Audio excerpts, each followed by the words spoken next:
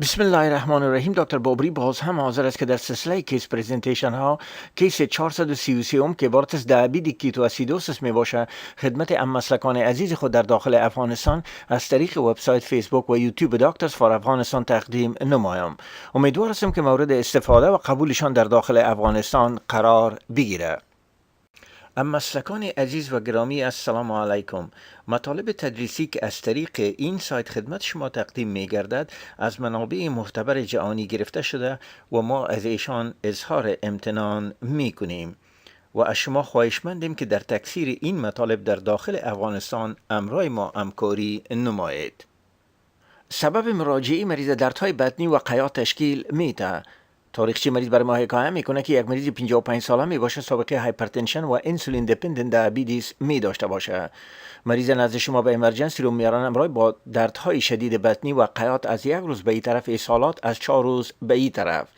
دردهای بطنی عمومی می باشه، انتشار نداره، قیات به شکل کافی گراوند و اسهالات به شکل واتری و یا آبی می باشه. از کدام تو، لرزه، دستیور یا ولکه های جلدی حکایه نمی کنه. البته باید به خاطر داشته باشین که مریض ادویه خود به صورت منظم تعقیب نمی کنه. از نقطه نظر پس مدیکال هیستوری مریض سابقه انسولین دیپندنت دیابتیس و یا تایپ 1 دیابتیس و هایپرتنشن می داشته باشه. از نقطه نظر سرجیکال هیستوری مولتیپل ابدومینال سرجری در سابقه مریض به شمول کولسیستکتومی انجام شده می باشه. فامیلی هیستوری و سوشال هیستوری مریض ان ریمارکبل می باشه. الرژی نداره. از نقطه نظر سکشوال هیستوری مریض سکشوالی اکتیو نمی باشه. HIV در نزد مریض نگاتیو می باشه. از نقطه نظر ریویو اف سیستم به استثنای نقاطی که قبلا خدمت شما عرض کردم کدام نقطه مثبت دیگه دیده نمیشه. از نقطه نظر فیزیکال اگزامینیشن یک شخص جوان می باشه، در کدام حالت دیسترس قرار نداره. وایتال ساین فشار خون مریض 184/91 بلند و همچنان یک رستینگ تاکیپنیا می داشته باشه. نقاط مثبت در فیزیکال اگزامینیشن در بطن مریض مولتیپل سرجیکال اسکار و همچنان در ناحیه اپیگاستریک و لفت اپر کوادرانت تندرنس می داشته باشه. بقیه معاینات فیزیکی در نزد مریض نگاتیو می باشه. معاینات لابراتوری در CBC مریض یک گلوکوسیتوز 13000، همچنان در BMP مریض گلوکوز مریض 370 بلند می باشه، پتاسیم مریض بلند می باشه، همچنان های اناین گپ متابولیک اسیدوز در نزد مریض دیده میشه. البته اناین گپ در نزد مریض 32 می باشه. اگر شما دلتا گپ در نزد مریض اندازه کنین 32 ماینس 10 20 می باشه. یعنی مریض دلتا گپ به 20 می داشته باشه. اگر 20 امرای 11 که عبارت از بایکار به مریض می باشه جمع کنین 31 میشه که نشان میده مریض متابولیک الکالوز هم می داشته باشه. یعنی مریض BMPش برای شما نشان میده هایپرگلیسیمیا، هایپرکلیمیا، های ناین گپ متابولیک اسیدوز و متابولیک الکالوز می داشته باشه. همچنان در نزد مریض استون و بیتا هیدروکسی بیوتریت پازیتیو می باشه که البته این نقاط تشخیص دیابت کیتواسیدوس در نزد مریض تثبیت میکنه. البته ارتریال بلاد گاز در نزد مریض صورت میگیره. pH مریض 7.28 اسیدیمیا، چون PCO2 مریض در حالت نرمال است بناهن مریض متابولیک اسیدوس یعنی های ناین گپ متابولیک اسیدوس از BMP مریض به خاطر داشته باشین. همچنان متابولیک الکالوز هم می داشته باشه.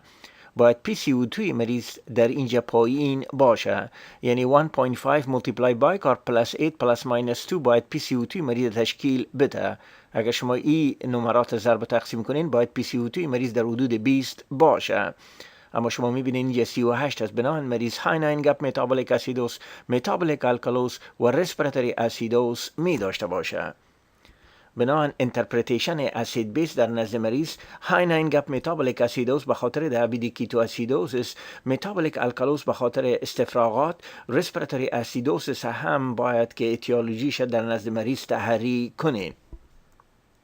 البته اسسمنت و پلان دکتر جوان ما تشخیصش دیابت کیتواسیدوسیس می باشه.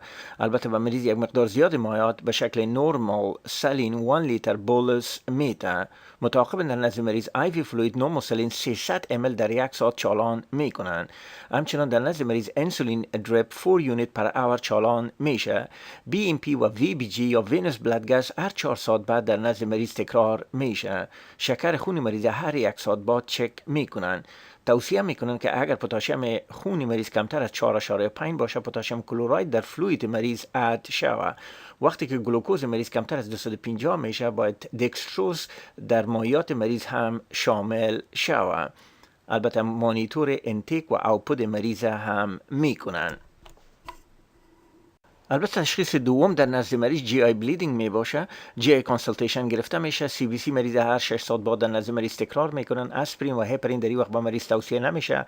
اولتراساوند ابدومن در نزد مریض صورت میگیره. پی پی آی یا نکسیوم 40 میلی گرم کیو 12 و به مریض کانتینیو میشه. دلودت و یا هایدرومورفین هر 6 ساعت بعد برای دردهای بطنی به مریض توصیه میگرده.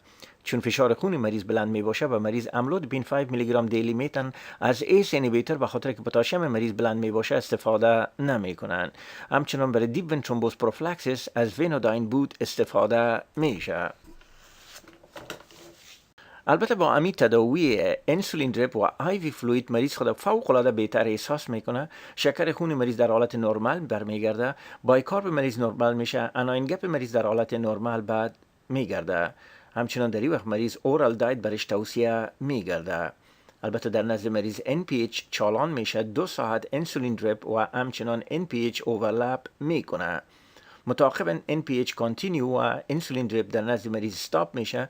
مریض در ریگولار فلور انتقال میتن و بالاخره با NPH مریض به خانه رخصت و به مدیکل کلینیک اپاینتمنت داده میشه. البته به این ببینیم که نقاط دلچسب را که دکتر جوان ما درباره دیابت کیتو اسیدوز بر ما جمع آوری کرده کدام ها می باشه. دیابت کیتو اسیدوز از جمله اختلالات مدهش انسولین دیپندنت دیابتیس می باشه. از نقطه نظر اسباب مریضای انسولین دیپندنت دیابتیس که انسولین خود به صورت درست نمیگیرن در نزدشان میتونه دیابت کیتو اسیدوز پیدا شود. اسباب دیگهش عبارت از انفکشن، استرس، MI یا سکته های قلبی و الکل ابیوز می باشه. دیابت کیتو اسیدوسیس در نان انسولین دیپندنت دیابتیس میلیتوس ندرتاً دیده شده میتونه. از نقطه نظر تعریف دیابت کیتو اسیدوس عبارت از هایپرگلیسیمیا یا گلوکوز زیادتر از 250 های گپ متابولیک اسیدوس و کیتوسیس می باشه. البته از نقطه نظر پاتوژنیسیس باید به خاطر داشته باشین متعاقب فقدان انسولین کانتر رگولاتوری هورمون در نزد مریضا یا گلوکاگون بلند میره. همچنان در نزد مریض لایپولیسیس صورت گرفته فتی اسید تشکل میکنه. متعاقب اکسیدیشن فتی اسید کیتون پرودکشن و های نانگم متابولیک اسیدو ساخته میشه. همچنان در نزد از این مریضا در انساج محیطی گلوکوز به مصرف نرسیده و باعث هایپرگلیسیمیا میگرده. از نقطه نظر هیستوری و فیزیکال اگزامینیشن در قسمت اعراض این مریضا ضعیفی عمومی، پولیوریا، پولیدپسیا، هایپرونتیلیشن، استفراغات و دردهای بدنی، دیهایدریشن، کازمال ریسپیریشن، منتال استاتوس چنج یا تغییرات حالت شعوری نزد شما مراجعه میکنن. در قسمت تشخیص تفریقی مریضای دیابت کیتو اسیدوسیس هایپر اسمولار هایپرگلیسیمیک نان کیتوتیک کوما می باشه که زیادتر در اشخاص مسن تایپ 2 دیابتیس دیده میشه. البته در نزد از این مریضا شکر خونشان فوق العاده بلند یعنی بالاتر از 1000 و دیهایدریشن هم دیده میشه. در نزد از این مریضا اسیدیمیا یا اسیدوسیس بیشتر دیده نمیشه. سیروم اسمولاریتی در نزد مریضا بالاتر از 320 می باشه. تداوی از این مریضا مثل دیابت کیتو اسیدوسیس فلوید متعاقبش رگولار انسولین IV می باشه. همچنین در تشخیص تفریقی از این مریضا هایپرکلوریمیک متابولیک اسیدوز مخصوصا در اثنای تداوی امراض نورموسلین در نزد مریضا دیده شده میتونه. همچنین لاکتیک اسیدوز و اکوت پانکراتایت هم در تشخیص تفریقی باید شامل شود. البته دکتر جوان ما در این جدول تشخیص تفریقی دیابت کیتو اسیدوز، هایپر اسمولار هایپرگلیسیمیا نان کیتوتیک کوما، هایپرکلوریمیک متابولیک اسیدوز، لاکتیک اسیدوز، اکوت پانکراتایت برای شما میده. البته با در نظر داشتن هیستوری فیزیکال اگزامینیشن و معاینات لابراتوری این تشخیص تفریقی را به بسیار آسانی کرده میتونیم. در قسمت معاینات لابراتوری مریضای دیابت کیتو اسیدوز معمولا شکر خون مریضا زیادتر از 250، هایپوناتریمیا، ریلاتیولی هایپرکالیمیا، همچنین فاسفیت خون پایین می باشه، های نانگپ متابولیک اسیدوسیس، اسیتون در خون و در یورین مریض دیده میشه. همچنان elevated بیون و کراتین در نزد مریضا دیده شده میتونه. البته باید به خاطر داشته باشین مریضای دیابت کیتو اسیدوسیس به صورت اوریج در حدود 5 لیتر والیم دفیسیت می داشته باشند. ما معمولا در نزد از این مریضا در 6 ساعت اول 30 لیتر فلوید به شکل نورموسالین به مریضا میدیم. همچنان باید به خاطر شما باشه که انسولین دریپ، پتاسیم کلراید سپلمنت و همچنان underlying disorder treatment فوق العاده در نزد از این مریضا مهم می باشه.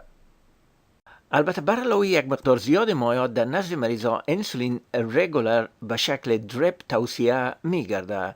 ابتدا انسولین بولس که 0.1 یونیت انسولین پر کیلوگرم می باشه، متعاقبا در نزد مریض مینتیننس انسولین دریپ 0.1 یونیت رگولر انسولین پر کیجی پر اور می باشه.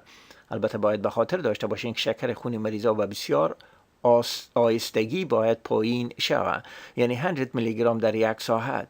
البته وقتی که شکر خون مریضا کمتر از 250 میلی گرم پر دیسی لیتر میشه، هنوز هم در نزد مریضا های ناینگپ متابولیک اسیدوز وجود می داشته باشه.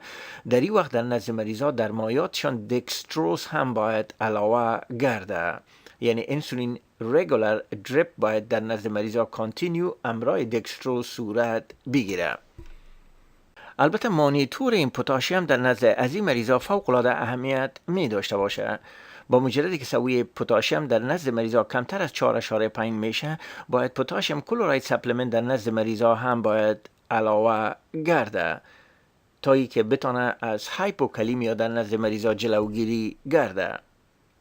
البته خلاصه دوباره خدمت شما تقدیم میشه که از نقطه نظر منیجمنت مریضای دیابت کیتو اسیدوس در ابتدا بولس به شکل نورموسالین داده میشه.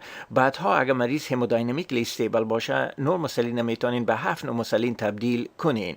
اگر شکر خون مریضا کمتر از 250 می باشه و مریضا هنوز هم های ناینگپ متابولیک اسیدوزیس می داشته باشه، باید در نزد مریضا دکستروز هم علاوه شود. باید شکر خون مریضا در هر ساعت 100 میلی گرم پر دیسی لیتر پایین شود. در قسمت انسولین منیجمنت البته بولس انسولین 0.1 یونیت پر کیجی می باشه. متعاقبا انفیوژن 0.1 یونیت پر کیجی پر اور در نزد مریضا باید ادامه پیدا کنه. البته دکتر جوان ما شما سوال میکنه که چی وقت باید انسولین دریپ استاپ شود. البته وقتی که مریض های ناینگپ متابولیک اسیدوز رفع میشه و بایکارب مریض در حدود نرمال میگرده. همچنان در این موقع معمولا مریض اورال دایت هم میگیره. همیشه باید به خاطر داشته باشین که برای 2 ساعت اول باید NPH امرای انسولین دریپ اوورلپ نمایه. البته سوال دیگه دکتر جوان ما است که چی وقت باید در نزد مریض ها بایکارب اد شود. البته این فوق العاده کانتروورسال می باشه. معمولا در اشخاصی که pH خون مریض ها کمتر از 7 می باشه، ما یک مقدار بایکارب هم علاوه می کنیم. البته در قسمت اختلالات مریضای دیابت کیتو اسیدوز، هایپوگلیسیمیا، هایپوکالیمیا، سربرال اودما می باشه. باید به خاطر داشته باشین که در نزد مریضا underlying condition مثل انفکشن MI هم باید تحری گرده. البته در ختم از این کیس کوتاه و دلچسب از تمام مسلکان در داخل افغانستان که این کیس ها را امرای ما تعقیب میکنن اظهار امتنان و تشکر میکنیم. باید خاطر نشان کنیم که در این کیس ها یک تعداد زیاد نقاط تدریسی و مرواریدهای در قسمت هیستری فیزیکال اگزامینیشن، معاینات لابراتواری، اکسری و تشخیص تفریقی و تداوی مریضا وجود داره که البته با استفاده از این نقاط شما میتونین حیات یک تعداد زیاد مریضای مردم شریف افغانستان نجات بدین. بناهن شریک ساختن این کیس ها بین تمام پروفشنال طبی اجر عظیم داشته و جیبه هر افغان شریف می باشه. البته یک نکته دیگر هم خدمت شما عرض می کنم که ما این کیس ها را در یک مدت بسیار کم به سرعت زیاد می خواهیم ثبت کنیم و همچنان داخل اینترنت بسازیم. بناهن یک سلسله اشتباهات تکنیکی، ترجموی، افادوی و اسپیلینگ در اینجا وجود داره. ما یقینی کامل داریم با بزرگواری که دارین این اشتباهات ما را عفو میکنه. همچنان باید خدمت شما عرض کنم برای بهبود این پروگرام تعلیمی و عامل منفعه ما به نظریات، همکاری، پیشنهادات شما ضرورت داریم. لطفاً امرای محترم داکتر سب ناصر اوریا که مسئول و مرتب وبسایت و فیسبوک داکترز فار افغانستان می باشه. از طریق ایمیلشان naseroria@yahoo.com تماس حاصل کنید. تا کیس های بعدی، خداوند یار و مددگار شما. السلام علیکم.